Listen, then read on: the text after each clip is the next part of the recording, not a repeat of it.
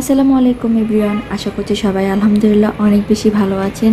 শীতের আরেকটা সকালে আপনাদের সবাইকে জানাই শুভেচ্ছা, শুভ সকাল। আলহামদুলিল্লাহ নতুন আরেকটা সকাল।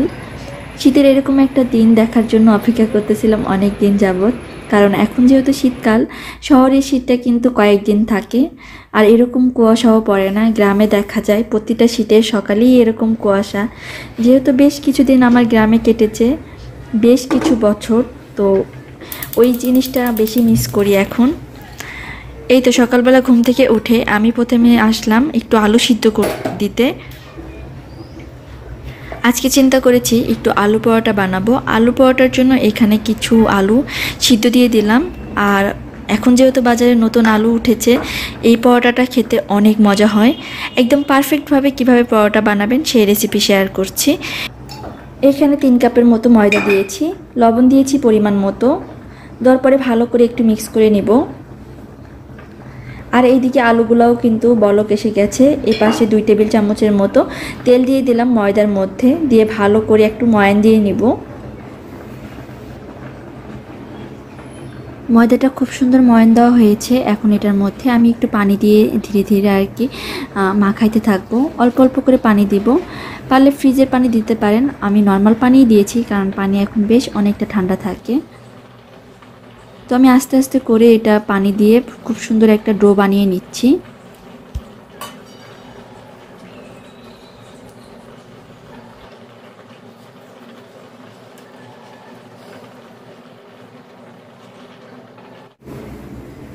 ডোটা বানিয়ে নিয়ে একটুখানি তেল উপর দিয়ে এখন আমি এটা সাইডে রেখে দিব।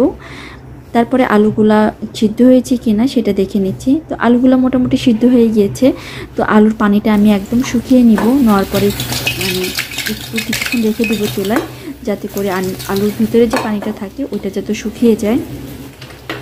আলু শুকানোর পরে আমি এটা একটু ছিলে নিয়েছি। নেওয়ার পরে একটা কাঁটা চামচ দিয়ে গরম আলুগুলাই একটু করে মানে ম্যাশ করে নিচ্ছি। একদম সম্পূর্ণটা ভালো করে ম্যাশ করতে হবে, নইলে কিন্তু পরোটাগুলোর মধ্যে থেকে আলুটা বের হয়ে আসবে।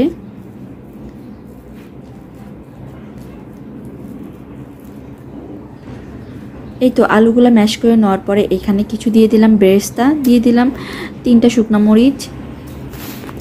আপনারা আপনাদের পরিমাণ মতো ঝাল দিবেন। দিয়ে দিলাম লবণ, দিয়ে দিলাম ধনিয়া পাতা, আর দিব কাঁচামরিচ। এখানে চাইলে আপনারা বিট লবণ দিতে পারেন অথবা চাট মশলা দিতে পারেন, বাট এই ফ্লেভারটাই আমাদের অনেক বেশি মজা লাগে।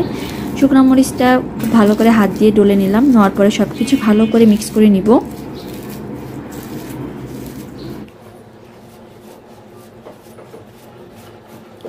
আর এখানে কিন্তু আমি কোনো রকম কোনো তেল দিই নাই, কারণ একটু পরেই আমি তেল দিয়ে পরোটাটা ভাজবো। তো এই জন্য আমি কোনো মানে তেল দিই নাই। খুব সুন্দর করে আলুটা ভর্তা করা হয়ে গিয়েছে। আর এই আলু ভর্তাটার জন্য আপনারা যে কোনো মশলা দিতে পারেন, ভাজা জিরার গুঁড়া দিতে পারেন। আমি আমার পছন্দ মতো করে নিয়েছি। দেন তারপরে হচ্ছে আমি যে আটার ডোটা বানিয়ে রাখছিলাম ওইখান থেকে মানে দলা পেকে নিয়েছি। তো নেওয়ার পরে একটা করে এরকম একটু বাটির মতো করে নিচ্ছি। তো করার পরে দেন তার মধ্যে হচ্ছে আলুর যে পুরটা বানিয়ে রাখছি সেটা দিয়ে দিলাম।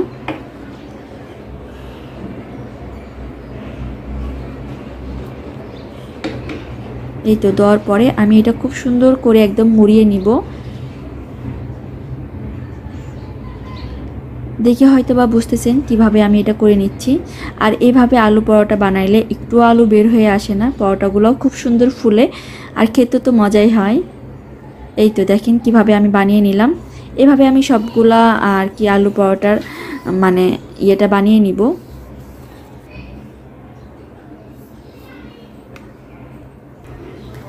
দেন তারপরে কড়াইতে আমি মানে কড়াইটা বসিয়ে দিলাম চুলায়। দেওয়ার পরে আমি একটা আলু পরোটা আর কি বেলে নিচ্ছি আর আপনাদের দেখাচ্ছি। এটা কিন্তু একটুও বের হয় নাই, কারণ এটা খুব সুন্দরভাবে হয়েছে। আর অবশ্যই ট্রাই করবেন মানে ডোগুলা একটু বেশি করে নিতে, তাহলে দেখা যাবে পরোটাটা খুব সুন্দর হবে। আর আমি যেভাবে আলু পরোটা বানাই এভাবে বানাইলে অবশ্যই আলু পরোটাটা ফুলবে আর খেতেও মজা হবে। এই তো যখন একটুখানি মানে ফুলে উঠবে, উপর দিয়ে একটুখানি তেল ব্রাশ করে দিবেন। দেওয়ার পরে এটা উল্টিয়ে দিবেন।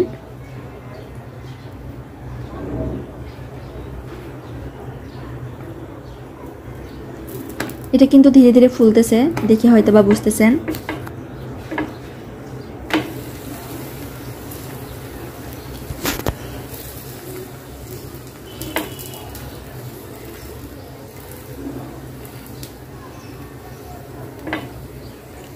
মাশাআল্লাহ খুব সুন্দরভাবে আলু পরোটাটা ফুলে গেছে। এখন এটা আমি উঠিয়ে নিচ্ছি।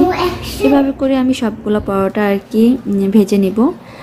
আর যদি না বেলতে চান তাহলে এভাবে হাত দিয়েও মানে একটু চেপে চেপে মানে রুটি পরোটাটা বানিয়ে নিতে পারেন, এটাও কিন্তু খুব সুন্দর ফুলে।